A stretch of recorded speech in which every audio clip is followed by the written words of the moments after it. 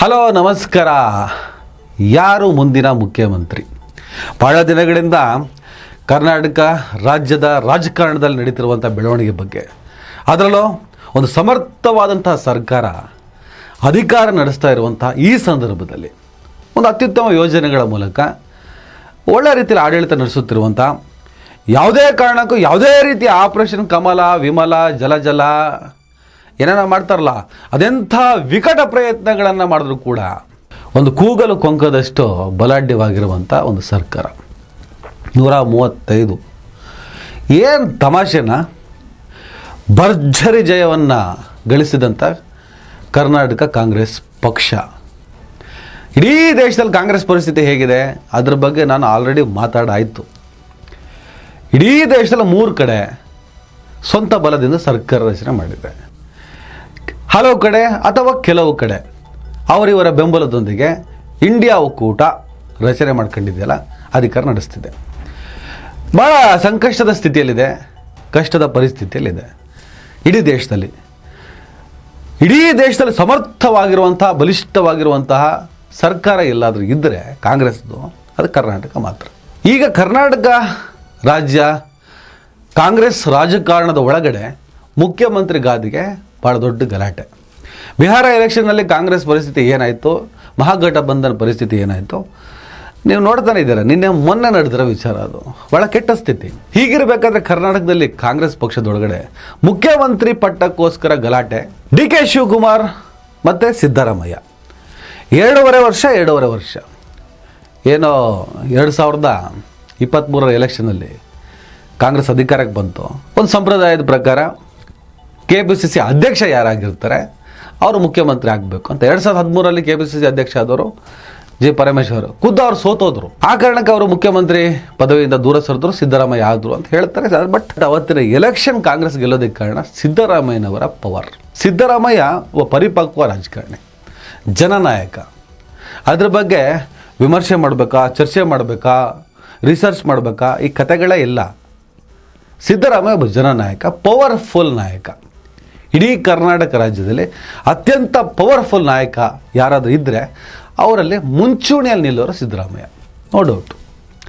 ಸಿದ್ದರಾಮಯ್ಯನವರ ಕಾರಣಕ್ಕೆ 2013 ಕರ್ನಾಟಕದಲ್ಲಿ ಕಾಂಗ್ರೆಸ್ ಪಕ್ಷ ಅಧಿಕಾರಕ್ಕೆ ಬಂತು. ಅದ್ಭುತವಾಗಿ 5 ವರ್ಷ ಸರ್ಕಾರ ನಡೆಸ್ತಾರೆ. ಬಟ್ 2018 80 ಸೀಟು ಕಾಂಗ್ರೆಸ್ ಸೋತೆ ಹೋಗ್ಬಿಡ್ತು. ಯಾವುದೇ ರಾಜ್ಯದಲ್ಲಿ ಯಾವುದೇ ವಿಧಾನಸಭಾ ಕ್ಷೇತ್ರದಲ್ಲಿ ಅತಂತ್ರ ಪರಿಸ್ಥಿತಿ ಸೃಷ್ಟಿಯಾದಾಗ ಒಂದು 5 ವರ್ಷ ವೇಸ್ಟ್ ಆಯ್ತು ಅಂತಾನೆ ಲೆಕ್ಕ. ಬರೀ ಗಲಾಟೆಗಳೇ ಇರ್ತವೆ, ಇಲ್ಲಿಂದ ಅಲ್ಲಿಗೆ ಹೋಗಿ ಅಲ್ಲಿಂದ ಇಲ್ಲಿ ಹೋಗಿ, ಇದೇ ನಡೀತಾ ಇರ್ತದೆ. 2013 ಸಿದ್ದರಾಮಯ್ಯ ಚಾರ್ಮ್ ಏನಿತ್ತು, ಅದೇ ಚಾರ್ಮ್ 2018 ಇತ್ತು, 2023 ಕೂಡ ಇರುತ್ತೆ. ಸಿದ್ದರಾಮಯ್ಯವ್ರಿಗೆ ಆ ಚಾರ್ಮ್ ಇದೆ. ಬಟ್ 2013 ಸಿದ್ದರಾಮಯ್ಯನವರ ಕಾರಣಕ್ಕೆ ಕಾಂಗ್ರೆಸ್ ಸರ್ಕಾರ ಅಧಿಕಾರಕ್ಕೆ ಬಂತು. 2018 ಸಿದ್ದರಾಮಯ್ಯನಂಥ ನಾಯಕತ್ವ ಇದ್ದರೂ ಕೂಡ ಯಾಕೆ ಸೋಲ್ತು? ಕಾರಣಗಳು 106 ಸಿಗ್ತವೆ. ಆದರೆ ಸಮರ್ಥ ನಾಯಕತ್ವಕ್ಕೆ ಮಾತ್ರ ಮಣೆ ಹಾಕ್ತಾರೆ. ಏನೇ ಕಾರಣಗಳಿದ್ರೂ ಕೂಡ ಅದನ್ನು ಬದಿಗಿಡ್ತಾರೆ ಅಂತ ವಾದಗಳು ಮಾಡ್ತಾರಲ್ಲ, ಅದು 2018 ಸತ್ತೋಗುತ್ತೆ. ಇನ್ನು 2023 ಕಾಂಗ್ರೆಸ್ 135 ಸ್ಥಾನಗಳನ್ನು ಪಡ್ಕೊಂಡು 135 130 ನಿಮ್ಗೆ ಗೊತ್ತಿದೆ, ಭರ್ಜರಿಯಾಗಿ ಗೆದ್ದು ಅಧಿಕಾರಕ್ಕೆ ಬಂತು. ಎಫರ್ಟ್ ಏನಿದೆ, ಸಿದ್ದರಾಮಯ್ಯನವರ ಚಾರ್ಮ್ ಇತ್ತು, ಇರುತ್ತೆ. ಕೇವಲ ಸಿದ್ದರಾಮಯ್ಯನವರ ಚಾರ್ಮಿಂದಲೇ 2023 ಕಾಂಗ್ರೆಸ್ ಸರ್ಕಾರ ಅಧಿಕಾರಕ್ಕೆ ಬಂತಾ? ಹಾಗಾದ್ರೆ 2018 ಬರಬೇಕಿತ್ತಲ್ಲ, ಯಾಕೆ ಬಂದಿಲ್ಲ? ಬರೀ ಚಾರ್ಮ್ ಕೆಲಸ ಮಾಡೋದಾದರೆ DK ಶಿವಕುಮಾರ್ ಎಫರ್ಟ್ ಇದೆ. KPCC ಅಧ್ಯಕ್ಷ ಆಗಿ DK ಶಿವಕುಮಾರ್ ಯಾವ ರೀತಿಯ ಸಂಘಟನೆ ಮಾಡಿದ್ರು, ಹಗಲು ರಾತ್ರಿ ಪಕ್ಷಕ್ಕೋಸ್ಕರ ಎಷ್ಟು ಕಷ್ಟಪಟ್ಟರು, ಯಾವ್ಯಾವ ರೀತಿಯ ಸ್ಟ್ರಾಟಜಿಗಳನ್ನು ಮಾಡಿದ್ರು. 136 ಸ್ಥಾನ ಗೆದ್ದುಬಿಡ್ತೀವ್ರಿ, ರಿಸಲ್ಟ್ ಬರೋದಕ್ಕಿಂತ ಮುಂಚಿತವಾಗಿ ಇಷ್ಟೇ ಗೆಲ್ತೀವಿ ಅನ್ನುವಂಥ ಒಂದು ಸ್ಟೇಟ್ಮೆಂಟ್ ಕೊಟ್ಟು ಅಷ್ಟೇ ಸ್ಥಾನಗಳನ್ನು ಗೆಲ್ಲುವಷ್ಟು ಸ್ಟ್ರಾಟಜಿ ಮಾಡುವಂಥ ನಾಯಕ DK ಶಿವಕುಮಾರ್. ಮೇಕೆದಾಟು ಪಾದಯಾತ್ರೆ ಇರ್ಬೋದು, ಭಾರತ್ ಜೋಡೋ ಇರ್ಬೋದು, ಈ ಮತ ಕಳ್ಳತನಕ್ಕೆ ಸಂಬಂಧಪಟ್ಟ ಹಾಗೆ ಅವರು ರೂಪಿಸಿದಂಥ ಸ್ಟ್ರಾಟಜಿಗಳಿರ್ಬೋದು. ಈಗ 2.5 ವರ್ಷ CM ಮಾತುಕತೆ ಆಗಿದೆ ಅನ್ನೋದೇ ಚರ್ಚೆ ಆಗ್ತಿರೋದು. ಅದು ನೀವು ಕೇಳಿಸ್ಕೊಂಡಿಲ್ಲ, ನಾವು ಕೇಳಿಸ್ಕೊಂಡಿಲ್ಲ. DK ಶಿವಕುಮಾರ್ ಬಣದವರು ಇದನ್ನು ಹೇಳ್ತಾರೆ, DK ಶಿವಕುಮಾರ್ ಅಭಿಮಾನಿಗಳು, ಕಾರ್ಯಕರ್ತರು ಇದನ್ನು ಮಾತಾಡ್ತಾರೆ. ಸಿದ್ದರಾಮಯ್ಯನ ಬಣ, ಅದು ಸಿದ್ದರಾಮಯ್ಯನ ಅಭಿಮಾನಿಗಳು. ಕಾಂಗ್ರೆಸ್ ಒಳಗಡೆ ಈ 2 ಬಣದ ಮಾತಾಡೋದೇ ಭಾಳ ದುರಂತ. ಒಂದು ಬಲಿಷ್ಠವಾದ ಸರ್ಕಾರದೊಳಗಡೆ 2 ಬಣ ಎಂಥ ದುರಂತ ಅಲ್ವಾ? ಈ ಸಂಖ್ಯೆಯ ಸ್ಥಾನಮಾನಗಳ ಪಡ್ಕೊಂಡು ಅದ್ಭುತವಾಗಿ ಅಧಿಕಾರ ನಡೆಸಬೇಕಾದವರು ಇವತ್ತೇನೋ ಗಲಾಟೆ ಮಾಡ್ತಿದ್ದಾರೆ ಅಂತ ಅಲ್ಲ. DK ಶಿವಕುಮಾರ್ KPCC ಅಧ್ಯಕ್ಷ ಆಗಿ ಮುಖ್ಯಮಂತ್ರಿ ಆಗಬೇಕಾಗಿತ್ತು, ಇದೊಂದು ಸಂಪ್ರದಾಯ. ಆದರೆ ಸಿದ್ದರಾಮಯ್ಯನವರ ಚಾರ್ಮು, ಅವರ ವರ್ಚಸ್ಸು, ಅವರಿಗಿರುವಂಥ ಕೆಪಾಸಿಟಿ ಒಬ್ಬ ಜನನಾಯಕನಾಗಿ ಅವರನ್ನೇ ಮುಖ್ಯಮಂತ್ರಿ ಪಟ್ಟದಲ್ಲಿ ಮುಂಚೂಣಿಯಲ್ಲಿ ಕೂರಿಸ್ತು. ಅದು ಸರಿ ಇತ್ತು ಕೂಡ ಅವತ್ತಿಗೆ. ಆ ಸಂದರ್ಭದಲ್ಲಿ ಸಿದ್ದರಾಮಯ್ಯನವರ ಪಕ್ಕಕ್ಕಿಟ್ಟು DK ಶಿವಕುಮಾರ್ ಅವ್ರನ್ನ ಮುಖ್ಯಮಂತ್ರಿ ಅಂತ ಅನೌನ್ಸ್ ಮಾಡೋದಕ್ಕೆ ಸಾಧ್ಯನೇ ಇರಲಿಲ್ಲ. ಅದು ಪಕ್ಷದ ಹೈಕಮಾಂಡಿಗೆ ಗೊತ್ತು, DK ಶಿವಕುಮಾರ್ ಅವ್ರಿಗೆ ಗೊತ್ತು, ಸಿದ್ದರಾಮಯ್ಯವ್ರಿಗೂ ಗೊತ್ತು. ಆದರೆ ಅವತ್ತು ಒಂದು ಸಣ್ಣ ಹಠವನ್ನು ಕೂಡ DK ಶಿವಕುಮಾರ್ ಮಾಡಿರ್ತಾರೆ. ಆ ಎಫರ್ಟ್ ಇರುತ್ತಲ್ಲ, ಬರೀ ಚಾರ್ಮಿಂದ ಗೆಲ್ಲದ್ರೆ 2018 ಗೆಲ್ಲಬೇಕಿತ್ತಲ್ಲ. ಹಾಗಾಗಿ DK ಶಿವಕುಮಾರ್ ಕಾಂಗ್ರೆಸ್ ಪಕ್ಷ ಸಂಪ್ರದಾಯ ಏನಿದೆ, ಆ ಪದ್ಧತಿ ಏನಿದೆ, ಆ ನ್ಯಾಯ ಅನ್ನೋದೇನಿದೆ, ಹಾಗೆ ಮಾಡಿ ಅಂದಾಗ ಕೂತ್ಕೊಂಡು 2 ವರ್ಷ ಆದಮೇಲೆ ನೀವು ಮಾಡಿ ಅಂತ ಹೇಳಿದ್ರು. ಅಂಥ ಮಾತುಕತೆ ಆಗಿತ್ತು. ಇದಕ್ಕೆ ಸಂಬಂಧಪಟ್ಟ ಅನೇಕರು ಕೂಡ ಸೂಕ್ಷ್ಮವಾದ ಹಿಂಟ್ಸ್ಗಳನ್ನೇ ಕೊಡ್ತಾ ಬಂದರು. ಹೆಚ್ಚು ಕಮ್ಮಿ ಆ ವಲಯದ ಮಾತುಕತೆಗಳು ಸರಿ ಇದೆ, ಇದೇ ಸತ್ಯ. ಇನ್ನೊಂದು ಕಡೆ ದೇವರಾಜ ಅರಸು ಅವರ ಆಡಳಿತ ಅವಧಿ ಏನಿದೆ ಅದನ್ನು ಮೀರಿ ಒಂದು ಸ್ವಲ್ಪ ದಿನ ಮಾಡಿ ಸಿದ್ದರಾಮಯ್ಯ ವಾಲಂಟಿಯರಾಗಿ ಹೊರಗೆ ಬರ್ತಾರೆ, DK ಶಿವಕುಮಾರ್ ಬಿಟ್ಕೊಡ್ತಾರೆ. ಇಲ್ಲ ಕೊನೆಯ 1 ವರ್ಷ, ಸರ್ಕಾರಕ್ಕೆ 4 ವರ್ಷ ಆದಮೇಲೆ ಕೊನೆಯ 1 ವರ್ಷ DK ಶಿವಕುಮಾರ್ ಅವರಿಗೆ ಮುಖ್ಯಮಂತ್ರಿ ಪಟ್ಟವನ್ನು ಕಟ್ಟಿ ಮುಂದಿನ ಎಲೆಕ್ಷನ್ 2028ರ ಎಲೆಕ್ಷನ್ಗೆ ಅವರ ನೇತೃತ್ವದಲ್ಲಿ ಚುನಾವಣೆಗೆ ಹೋಗೋದು. ಅವತ್ತಿನ ಅಧಿಕಾರಕ್ಕೆ ಬಂದರೆ DK ಶಿವಕುಮಾರ್ ಮುಖ್ಯಮಂತ್ರಿಗೆ ಮುಂದುವರಿತಾರೆ. ಈ ಥರ ಚರ್ಚೆ ನಡೀತಾರೆ. ಇದೆಲ್ಲದರ ನಡುವೆ DK ಶಿವಕುಮಾರ್ ಅವರನ್ನು ಕಾಂಗ್ರೆಸ್ ಕಾರ್ಯಕರ್ತರೆ ಈ ಬಣ ಮಾಡಿದಾರಲ್ಲ, ಸಿದ್ದರಾಮಯ್ಯನ ಬಣನೋ ಸಿದ್ದರಾಮಯ್ಯನ ಅಭಿಮಾನಿಗಳು, ಒಳ್ಳೆ DK ಶಿವಕುಮಾರ್ CM ಕುರ್ಚಿಗೆ ಟವಲ್ ಹಾಕಿದ್ದಾರೆ. ಸಿದ್ದರಾಮಯ್ಯನವರೇ 5 ವರ್ಷ CM ಆಗಬೇಕು. ಅವರ ಬೆಂಬಲಿಗ ಶಾಸಕರು ಇರ್ಬೋದು, ಅವರ ಕಾರ್ಯಕರ್ತರಿರ್ಬೋದು, ಅಭಿಮಾನಿಗಳಿರ್ಬೋದು. ಈಗೇನೋ ಗಲಾಟೆ ಆಗ್ತಿದೆಯಲ್ಲ, ಅದನ್ನು ಹೈಕಮಾಂಡು ಅವತ್ತೇನು ಮಾತುಕತೆ ಆಗಿದೆ, ಅದು ಏನಾಗಿದೆ, ಅದು ಸಿದ್ದರಾಮಯ್ಯ ಅವರಿಗೆ, ಮಲ್ಲಿಕಾರ್ಜುನ್ ಖರ್ಗೆ ಅವರಿಗೆ, ರಾಹುಲ್ ಗಾಂಧಿಗೆ, ಸೋನಿಯಾ ಗಾಂಧಿಗೆ, ಒಂದಿಷ್ಟು ಜನಕ್ಕೆ ಮಾತ್ರ ಗೊತ್ತಿದೆ. ಅವರು ಅವತ್ತು ಏನು ತೀರ್ಮಾನವನ್ನು ಮಾಡಿದ್ರು ಅದಕ್ಕೆ ಬದ್ಧರಾಗಿ ನಡ್ಕೋಬೇಕಾಗ್ತದೆ ಅಂತಲೇ ಹೇಳ್ತೇನೆ ನಾನು. DK ಶಿವಕುಮಾರ್ CM ಆದರೆ ಕಷ್ಟಪ್ಪ. ಹೇಗೆ? ಆ ಮನುಷ್ಯ ಬಾಡಿ ಲ್ಯಾಂಗ್ವೇಜ್ ಸರಿ ಇಲ್ಲ, ಮತ್ತು ಕೊತ್ವಾಲು gang, underworld background, businessman, real estate loot ಬಿಡ್ತಾರೆ ಕರ್ನಾಟಕವನ್ನು. ಇವ್ರನ್ನ ಏನಾದರೂ ಮುಖ್ಯಮಂತ್ರಿ ಮಾಡಿಬಿಟ್ರೆ ಭಾಳ ಕಷ್ಟ ಇದೆ. ಯಾರು ಮಾತಾಡ್ತಿರೋದು? ವಿರೋಧಿಗಳಲ್ಲ, ವಿರೋಧ ಪಕ್ಷಗಳಲ್ಲ, ಕಾಂಗ್ರೆಸ್ಸಿನ ಟೀಕಾಕಾರರಲ್ಲ, ಕಾಂಗ್ರೆಸ್ ಪಕ್ಷದ ಒಳಗಡೆ ಇರುವಂಥ ಅನೇಕ ಕಾರ್ಯಕರ್ತರು, ಅನೇಕ ನಾಯಕರು ಮಾತಾಡ್ತಿದ್ದಾರಂತೆ. DK ಶಿವಕುಮಾರ್ ಕಷ್ಟಪ್ಪ.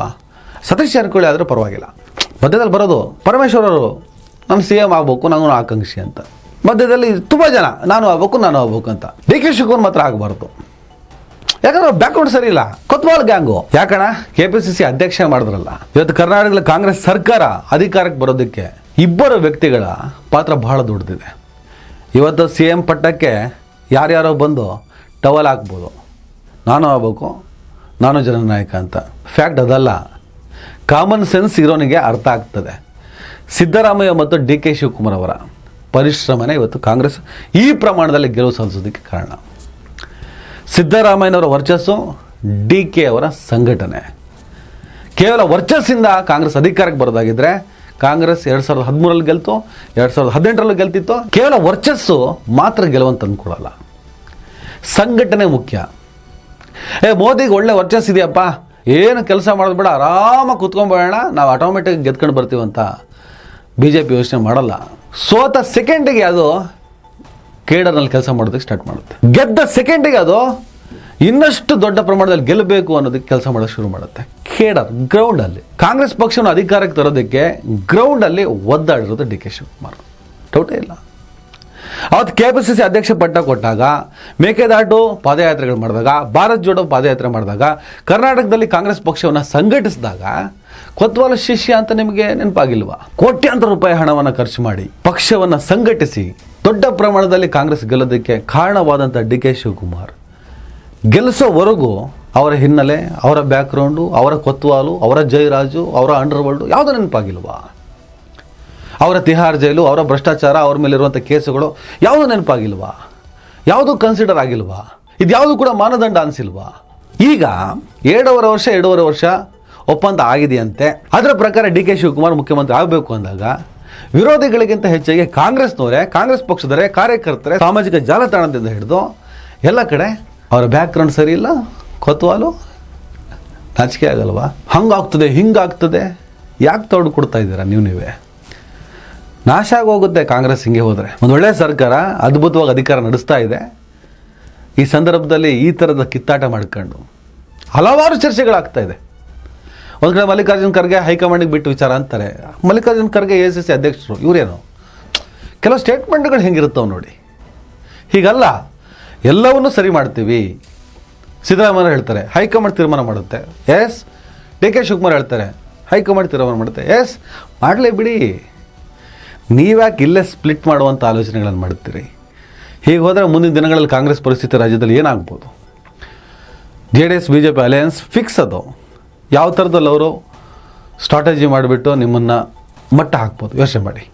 ಸಿದ್ದರಾಮಯ್ಯ ಮತ್ತು DK ಇಬ್ಬರಲ್ಲಿ ಒಬ್ರಿಗೆ ಡ್ಯಾಮೇಜ್ ಆದರೂ ಕೂಡ ಕಾಂಗ್ರೆಸ್ ಪಕ್ಷಕ್ಕೆ ಉಳುಗಾಲ ಇಲ್ಲ ಸದ್ಯಕ್ಕೆ. ಸಿದ್ದರಾಮಯ್ಯನವ್ರ ಥರ ಚಾರ್ಮ ಯಾರಿಗೂ ಇಲ್ಲ ಕರ್ನಾಟಕದಲ್ಲಿ. ಹಾಗೆ DKಶಿ ಸಂಘಟನೆ ಮಾಡ್ತಾರಲ್ಲ, ಆ ಛಾತಿ ಕೂಡ ಕಾಂಗ್ರೆಸ್ನಲ್ಲಿ ಯಾರಿಗೂ ಇಲ್ಲ.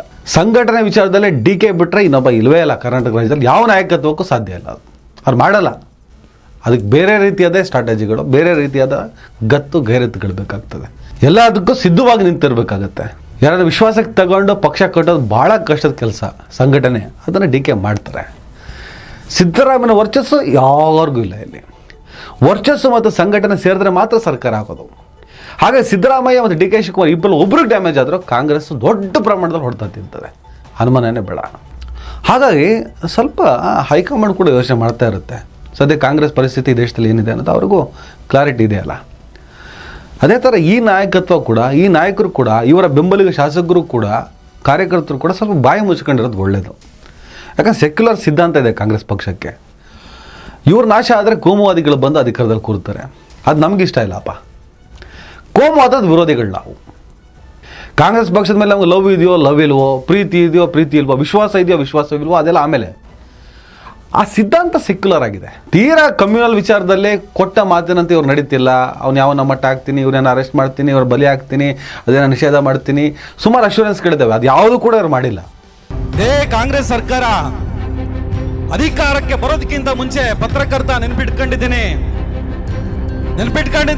ಸಿದ್ದರಾಮಯ್ಯ ಸಾಹೇಬ್ರೆ, ಒಳ ಮೀಸಲಾತಿಯನ್ನ ಜಾರಿ ಮಾಡ್ತೀವಿ ಅಂದವರು ನೀವೇ, ಬಜರಂಗ ದಳನ ಬ್ಯಾನ್ ಮಾಡ್ತೀನಿ ಅಂದವರು ನೀವೇ. ಇದನ್ನೆಲ್ಲ ಮೀರಿ ಕೂಡ ಕೋಮುವಾದದಿಂದ ದೂರ ನಿಂತಿದ್ದಾರೆ. ಧರ್ಮಗಳ ನಡುವಿನ ಸಂಘರ್ಷದಿಂದ ದೂರ ನಿಂತಿದ್ದಾರೆ. ಅದು ಸರಿಪಡಿಸುವಂಥ ಸ್ಟೇಟ್ಮೆಂಟ್ಗಳನ್ನಾದರೂ ಕೊಡ್ತಾರೆ. ಅವರೊಂದಿಷ್ಟು ಅಭಯ ಹಸ್ತಗಳಿರುತ್ತವೆ ಸೆಕ್ಯುಲರ್ ಮೈಂಡ್ ಸೆಟ್ಗಳ ಜೊತೆಗೆ. ಹಾಗಾಗಿ ಕಾಂಗ್ರೆಸ್ ಪಕ್ಷವನ್ನು ನಾವು ಒಪ್ಪದೇ ಇದ್ರೂ ಕೂಡ ನಿರಾಕರಿಸೋಕ್ಕೆ ಹೋಗಲ್ಲ. ಒಪ್ಪದೇ ಇರೋದಕ್ಕೆ ಹಲವು ಕಾರಣಗಳಿದ್ದಾವೆ, ಅದನ್ನು ನೀವು ಚರ್ಚೆ ಮಾಡೋಕ್ಕೆ ಹೋಗಲ್ಲ. ಆದರೆ ಕಮ್ಯುನಲ್ ಬೇರೆ ಪಾರ್ಟಿಗಳಿಗಿಂತ ಇದು ಬೆಟರು. ಪ್ರಾದೇಶಿಕ ಪಕ್ಷ ಒಂದು ಸೆಕ್ಯುಲರ್ ಐಡಿಯಾಲಜಿಯಲ್ಲಿ ದೊಡ್ಡ ಪ್ರಮಾಣದಲ್ಲಿ ಬೆಳೆದು ನಿಂತಿದ್ರೆ ನೀವು ಯಾರನ್ನೂ ಕೂಡ ನಾನು ನಿರೀಕ್ಷೆ ಮಾಡ್ತಿರಲಿಲ್ಲ, ಚರ್ಚೆ ಕೂಡ ಮಾಡೋಕ್ಕೆ ಹೋಗ್ತಿರಲಿಲ್ಲ. ಸೊ ವಿರೋಧಿಗಳಿಗೆ ಏನು ಮಾಡ್ತಾರೆ, ಇದನ್ನು ದೊಡ್ಡ ಪ್ರಮಾಣದಲ್ಲಿ ದಾಳಿ ಮಾಡ್ಕೊತಾರೆ. ಒಂದಿಷ್ಟು ಗೋಧಿ ಮೀಡಿಯಾಗಳನ್ನೆಲ್ಲ ಸೆಟ್ ಮಾಡ್ಕೊಂಡಿದ್ದಾರೆ ಆಲ್ರೆಡಿ.